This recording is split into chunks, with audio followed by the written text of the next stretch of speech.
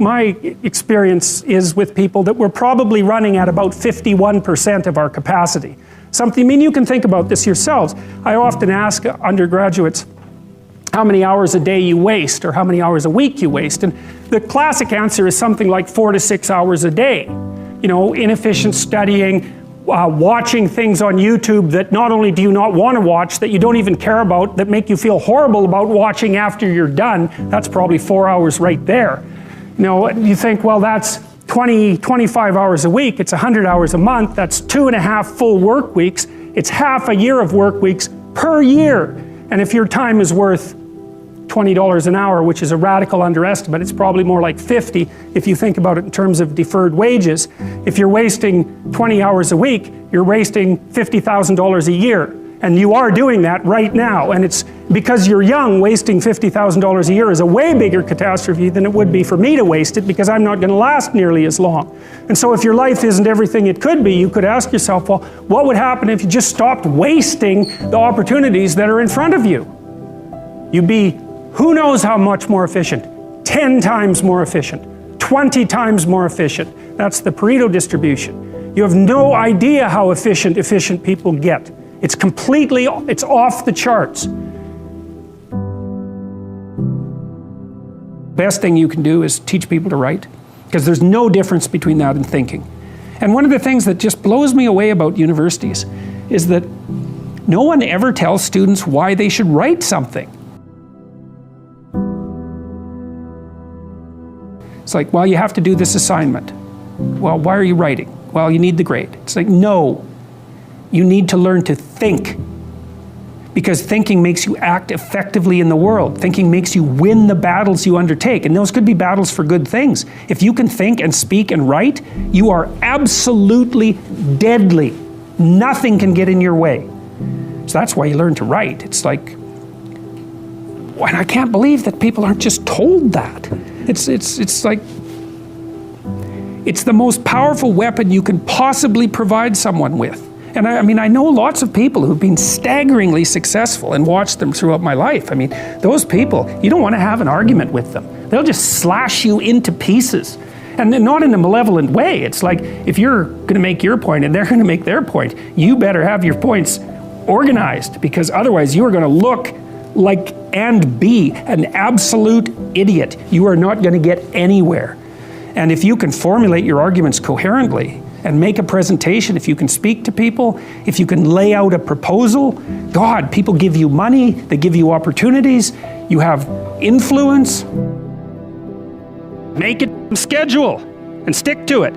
Okay, so what's the rule with the schedule? It's not a bloody prison. That's the first thing that people do wrong. They say, well, I don't like to follow a schedule.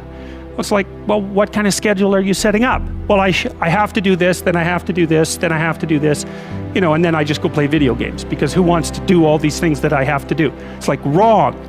Set the schedule up so that you have the day you want. That's the trick. It's like, okay, I've got tomorrow. If I was going to set it up so it was the best possible day I could have, practically speaking, what would it look like? Well, then you schedule that. And obviously there's a bit of responsibility that's going to go along with that, because if you have any sense, one of the things that you're going to insist upon is that at the end of the day, you're not in worse shape than you were than at the beginning of the day, right? Because that's a stupid day. If you have a bunch of those in a row, you just dig, you know, you dig yourself a hole and then you bury yourself in it. It's like, sorry, that's just not a good strategy.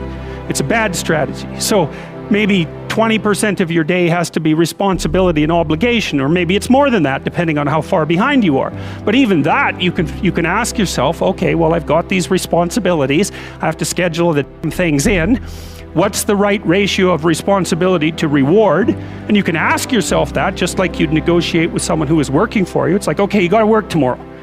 Okay, so I want you to work tomorrow. And you might say, okay, well, what are you going to do for me that makes it likely that I'll work for you?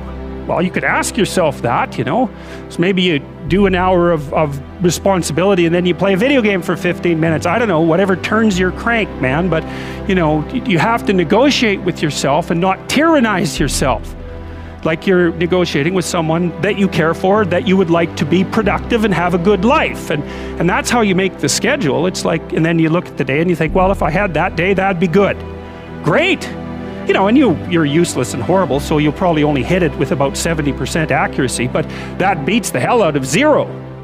Right? And if you hit it even with 50% accuracy, another rule is, well, aim for 51% the next week, or 50.5% for God's sake, or because you're going to hit that position where things start to loop back positively and spiral you upward. Well, and if we all got our act together collectively and stopped making things worse, because that's another thing people do all the time. Not only do they not do what they should to make things better, they actively attempt to make things worse because they're spiteful or resentful or arrogant or deceitful or homicidal or genocidal, or all of those things all bundled together in an absolutely pathological package. If people stopped really, really trying just to make things worse, we have no idea how much better they would get just because of that. So there's this weird dynamic that's part of the existential system of ideas between human vulnerability, social judgment, both of which are major causes of suffering, and the failure of individuals to adopt the responsibility that they know they should adopt.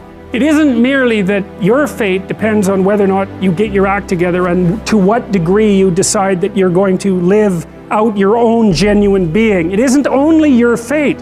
It's the fate of everyone that you're networked with.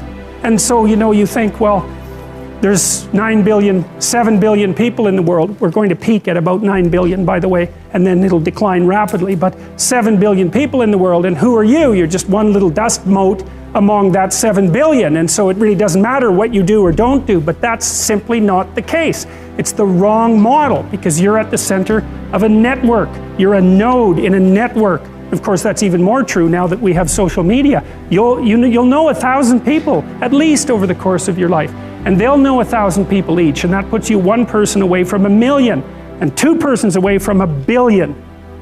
And so that's how you're connected. And the things you do, they're like dropping a stone in a pond. The ripples move outward, and they affect things in ways that you can't fully comprehend. And it means that the things that you do and that you don't do are far more important than you think. And so if you act that way, of course, the terror of realizing that is that it actually starts to matter what you do. And you might say, well, that's better than living a meaningless existence. It's better for it to matter. But I mean, if you really asked yourself, would you be so sure if you had the choice? I can live with no responsibility whatsoever. The price I pay is that nothing matters. Or I can reverse it and everything matters. But I have to take the responsibility that's associated with that. It's not so obvious to me that people would take the meaningful path. You know, when you say, well, nihilists suffer dreadfully because there's no meaning in their life and they still suffer. Yeah, but the advantage is they have no responsibility. So that's the payoff, and I actually think that's the motivation. Say, well, I can't help being nihilistic. All my belief systems have collapsed. It's like, yeah, maybe you've just allowed them to collapse because it's a hell of a lot easier than acting them out. And the price you pay is some meaningless suffering, but you can always whine about that and people will feel sorry for you, and you have the option of taking the pathway of the martyr, so that's a pretty good deal, all things considered, especially when the alternative is to bear your burden properly and to live forthrightly in the world. Well, what Solzhenitsyn figured out, and so many people in the 20th century, it's not just him, even though he's the best example, is that if you live a pathological life, you pathologize your society. And if enough people do that, then it's hell. Really, really. And you can read the Gulag Archipelago if you have the fortitude to do that, and you'll see exactly what hell is like. And then you can decide if that's a place you'd like to visit, or even more importantly, if it's a place you'd like to visit and take all your family and friends. Because that's what happened in the 20th century.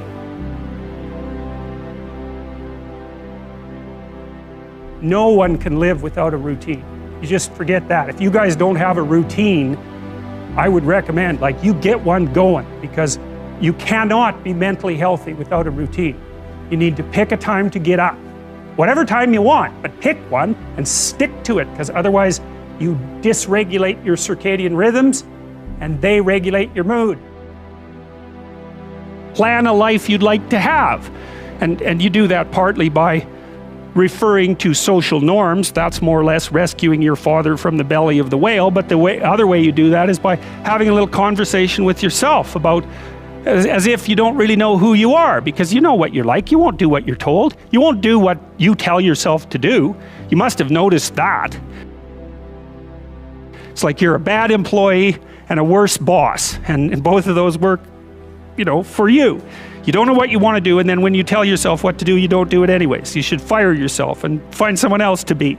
But my point is that you have to understand that you're not your own servant, so to speak. You're someone that you have to negotiate with, and you're someone that you want to present the opportunity of having a good life to. And that's hard for people because they don't like themselves very much. So, they're always like cracking the whip and then procrastinating, and cracking the whip and then procrastinating. And it's like, God, it's so boring and such a pathetic way of spending your time. I think what you have to do, and this is part of humility, is you have to look around you within your sphere of influence, like the direct sphere of influence, and fix the things that announce themselves as in need of repair. But one of the main reasons that people don't get what they want is because they don't actually figure out what it is. And the probability that you're going to get what would be good for you, let's say, which would even be better than what you want, right? Because, you might be wrong about what you want, easily. But maybe you could get what would really be good for you. Well, why don't you? Well, because you don't try. You don't think, okay, here's what I would like if I could have it. And I don't mean in a way that you manipulate the world to force it to deliver you goods for status or something like that. That isn't what I mean. I mean something like, imagine that you were taking care of yourself like you were someone you actually cared for. And then you thought, okay, I'm caring for this person. I would like things to go as well for them as possible. What would their life have to be like in order for that to be the case? Well, people don't do that. They don't sit down and think, all right, let's figure it out. You've got a life. It's hard, obviously. It's like 3 years from now, you can have what you need. You got to be careful about it. You can't have everything. You can have what would be good for you, but you have to figure out what it is, and then you have to aim at it. Well, my experience with people has been if they figure out what it is that would be good for them, and then they aim at it, then they get it. And it's strange because it's a strange thing. It's not quite that simple because, you may formulate an idea about what would be good for you, and then you take 10 steps towards that, and you find out that your formulation was a bit off, and so you have to reformulate your goal. So you're kind of going like this as you move towards the goal. But a huge part of the reason that people fail is because they don't ever set up the criteria for success. And so, since success is a very narrow line and very unlikely, the probability that you're going to stumble on it randomly is 0. And so there's a proposition here, and the proposition is, if you actually want something, you can have it. Now the question then would be, well, what do you mean by actually want? And the answer is that you reorient your life in every possible way to make the probability that that will occur as certain as possible. And that's a sacrificial idea, right? It's like, you don't get everything. Obviously. But maybe you can have what you need. And maybe all you have to do to get it is ask. But the asking isn't a whim or today's wish. It's like, you have to be deadly serious about it. You have to think, okay, like I'm taking stock of myself. And if I was going to live properly in the world and I was going to set myself up such that being would justify itself in my estimation, and I don't mean as a harsh judge, exactly what is it that I would aim at? Sit on your bed one day and ask yourself, what remarkably stupid things am I doing on a regular basis to absolutely screw up my life? And if you actually ask that question, but you have to want to know the answer, right? Because that's actually what asking the question means. It doesn't mean just mouthing the words. It means you have to decide that you want to know. You'll figure that's out so fast it'll make your hair curl.